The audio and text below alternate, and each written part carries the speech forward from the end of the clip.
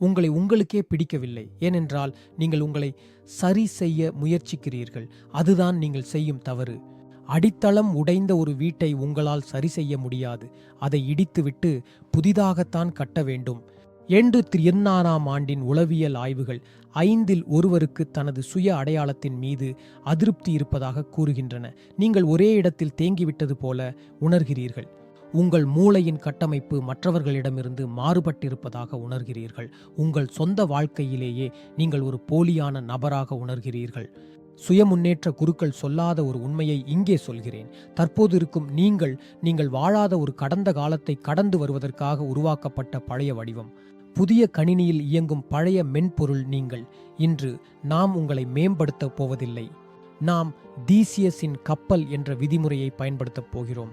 நரம்பியல் அறிவியலின்படி ஹபெனுலா மற்றும் உளவியலின்படி மாற்று உருவம் ஆகியவற்றை பயன்படுத்தி உங்களின் பழைய வடிவத்தை அழித்து ஒரு வலிமையான புதிய அவதாரத்தை உருவாக்கப் போகிறோம். இது வெறும் ஊக்கவுரை அல்ல. இது உங்கள் பழைய சுயத்திற்கு எதிரான ஒரு உயிரியல் போர். தீசியஸின் கப்பல். பண்டைய கிரேக்கத்தின் ஒரு தத்துவத்துடன் தொடங்குவோம். தீசியஸ் என்ற வீரனின் கப்பலை கற்பனை செய்து கொள்ளுங்கள். காலப்போக்கில் அந்த மரக்கப்பல் சிதிலமடைகிறது. ஒவ்வொரு பலகையாக மாற்றப்படுகிறது. இறுதியில் கப்பலின் ஒவ்வொரு பகுதியும் பாய்மரம், தளம், அடிப்பாகம் என அனைத்தும் புதிய மரத்தால் மாற்றப்பட்டு விடுகிறது. இப்போது கேள்வி என்னவென்றால், இது இன்னும் அதே கப்பல்தானா? பெரும்பாலான மக்கள் தங்கள் அடையாளத்தை ஒரு புனிதமான பொருளாக கருதி பற்றி கொள்கிறார்கள். நான் இப்படித்தான், எனக்கு பதற்றம் அதிகம், நான் சோம்பேறி, நான் கூச்ச சுபாவம் உள்ளவன் என்று கூறுகிறீர்கள். அது தவறு. ஒவ்வொரு 7 முதல் 10 ஆண்டுகளுக்குள் உங்கள் உடலில் உள்ள ஒவ்வொரு செல்லும் புதுப்பிக்கப்படுகிறது என்று அறிவியல் கூறுகிறது. 10 ஆண்டுகளுக்கு முன்பு இருந்த அதே நபர் உடல் ரீதியாக இப்போது நீங்கள் இல்லை.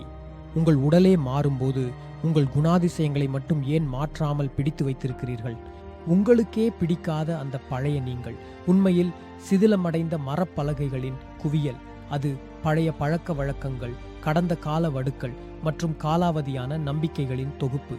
இதுதான் என் இயல்பு என்று சொல்லி அதை நீங்கள் சுமந்து கொண்டிருக்கிறீர்கள். இயல்பு என்பது ஒரு பொறி. எது இயல்பு? தோல்வியடையும் ஒரு வடிவமா? நீங்கள் உங்களை புதிதாக உருவாக்க விரும்பினால் தீசியஸின் கப்பல் உண்மையை ஏற்றுக்கொள்ள வேண்டும். அடையாளம் என்பது நிலையானது அல்ல. அது ஒரு கட்டுமான பணி. நீங்களே அதன் கட்டிடக் கலைஞர். பழைய நீங்கள் மறையும் வரை ஒவ்வொரு பலகையையும் மாற்ற உங்களுக்கு உரிமை உண்டு. ஹபெனுலா, இப்போது நம் மூளையின் கட்டமைப்பை பார்ப்போம். மாறுவது ஏன் இவ்வளவு கடினமாக இருக்கிறது? திங்கட்கிழமை தொடங்கும் ஒரு பழக்கத்தை புதன்கிழமைக்குள் ஏன் கைவிடுகிறீர்கள்? நீங்கள் பலவீனமானவர் என்பதால் அல்ல. உங்கள் மூளையின் மையத்தில் ஹபெனுலா என்ற ஒரு சிறிய பகுதி இருப்பதே இதற்கு காரணம். இந்த ஹபெனுலாவை உங்கள் ஊக்கத்தின் கில் சுவிட்ச் என்று வைத்துக் கொள்ளலாம். உங்கள் எதிர்பார்ப்புகளை கண்காணிப்பதே இதன் வேலை. நீங்கள் புதிதாக ஒன்றை முயற்சி செய்து தோல்வியடையும் போதெல்லாம், நீங்கள் சங்கடமாகவோ நிராகரிக்கப்பட்டதாகவோ உணரும் போதெல்லாம் இந்த ஹபெனுலா தூண்டப்படுகிறது. அது தூண்டப்படும் போது அது உங்கள் மூளைக்கு ஒரு ரசாயன சமிக்ஞையை அனுப்புகிறது. நிறுத்து, இது வலிக்கிறது, இதை மீண்டும் செய்யாதே என்று கத்துகிறது. இது உங்கள் டோபமீன் சுரப்பை துண்டிக்கிறது. இதுதான் கைவிட்டு விடலாம் என்ற உணர்வை உருவாக்குகிறது. இது உங்கள் ஆற்றலை வீணாக்காமல் இருக்க உருவான ஒரு தற்காப்பு பொறிமுறை. ஆனால் நவீன உலகில் இந்த ஹபெனுலா ஒரு சாபம். இது உங்களை பழைய நீங்களாகவே வைத்திருக்க முயல்கிறது. ஏனென்றால் பழைய நிலை பாதுகாப்பானது, கணிக்கக்கூடியது. நீங்கள் ஒரு புதிய வடிவத்தை நிறுவ முயற்சிக்கும் அந்த நொடியில் ஹபெனுலா பதற்றமடைந்து உங்கள் உத்வேகத்தை கொன்றுவிடுகிறது.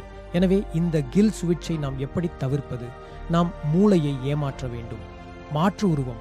நாம் ஒரு தந்திரத்தை பயன்படுத்தப் போகிறோம். கோபி பிரையண்ட் முதல் பியான்சே வரை உலகின் தலை சிறந்த வெற்றியாளர்கள் பயன்படுத்தும் ஒரு உளவியல் உத்தி இது. இதை சுய விலகல் அல்லது பிரபலமாக பேட்மேன் விளைவு என்று அழைப்பார்கள். ஒரு பிரபலமான ஆய்வில் ஆராய்ச்சியாளர்கள் சிறு குழந்தைகளிடம் ஒரு கடினமான சலிப்பான வேலையை கொடுத்தார்கள். அவர்களை 3 குழுக்களாக பிரித்தார்கள். முதல் குழு தங்களைத்தானே கேட்டது, நான் கடினமாக உழைக்கிறேனா? இரண்டாவது குழு தங்களை 3ஆம் நபராக பார்த்தது, கடினமாக உழைக்கிறானா?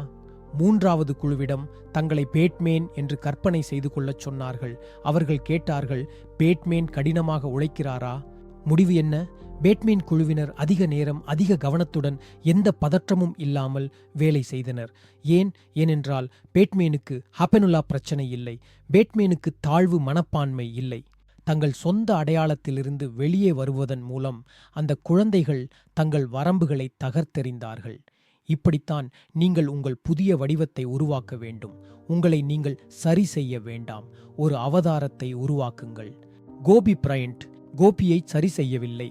அழுத்தத்தை சமாளிக்க அவர் த பிளாக் மம்பாவை உருவாக்கினார். பியான்சே தனது கூச்ச சுபாவத்தை மாற்றவில்லை. மேடையை ஆள சாஷா ஃபியர்ஸ் என்ற உருவத்தை உருவாக்கினார். அவர்கள் தங்கள் புதிய வடிவத்தை ஒரு பொய்யாக கருதவில்லை. போருக்குச் செல்ல அணியும் ஒரு சீருடையாக கருதினார்கள். இதோ உங்களுக்கான செயல்முறை வரைபடம். படி 1. களத்தை தீர்மானியுங்கள். காய்கறி வாங்குவதற்கு உங்களுக்கு புதிய வடிவம் தேவையில்லை. முக்கியமான தருணங்களுக்குத்தான் அது தேவை. உடற்பயிற்சி கூடம், தொழில் சந்திப்பு அல்லது சமூக நிகழ்வுகள். பழைய நீங்கள் எங்கு தோல்வி அடைகிறீர்களோ அங்கேதான் புதிய வடிவம் உள்ளே நுழைய வேண்டும். படி 2. அவதாரத்திற்கு பெயரிடுங்கள். புதிய வடிவத்திற்கு ஒரு பெயர் கொடுங்கள். இது வேடிக்கையாக தோன்றலாம், ஆனால் நரம்பியல் ரீதியாக இது மிக முக்கியம். பெயரிடுவது அறிவாற்றல் பிரிவை உருவாக்குகிறது. அது உங்களையும் நடத்தையையும் பிரிக்கிறது. நீங்கள் சோம்பேறியாக இருந்தால் அது பழைய நீங்கள்.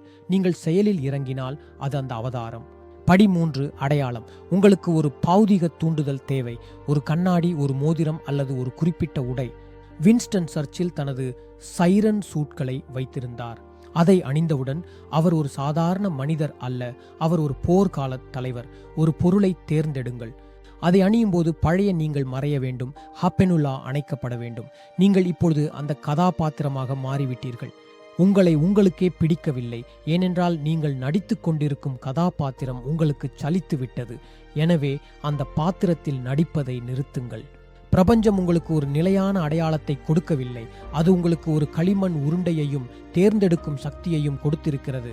பழைய நீங்கள் உங்களை இதுவரை கொண்டு வந்து விட்டார். அவருக்கு நன்றி சொல்லுங்கள். பின்னர் அவரை வேலையை விட்டு நீக்குங்கள். நீங்களே தீசியஸின் கப்பல். பலகைகளை மாற்றுங்கள். நீங்களே ஹபெனுலாவின் எஜமான். அந்த சுவிட்சை மாற்றுங்கள். நீங்களே அவதாரத்தின் படைப்பாளர். முகமூடியை அணியுங்கள். நீங்கள் இப்போது செய்ய வேண்டியது இதுதான். கமெண்ட் பகுதியில் உங்கள் புதிய வடிவத்தின் பெயரை எழுதுங்கள். உங்கள் பெயர் அல்ல, நீங்கள் மாறப்போகும் அந்த கதாபாத்திரத்தின் பெயர். அதை நிஜமாக்குங்கள். இது தற்செயலானது அல்ல. உங்களின் புதிய வடிவம் விழித்துக் கொள்வதற்காகவே அல்காரிதம் உங்களை இங்கே கொண்டு வந்திருக்கிறது. மேலும் இது போன்ற மறுசீரமைப்பு வீடியோக்களுக்கு சப்ஸ்கிரைப் செய்யுங்கள். வகுப்பு முடிந்தது.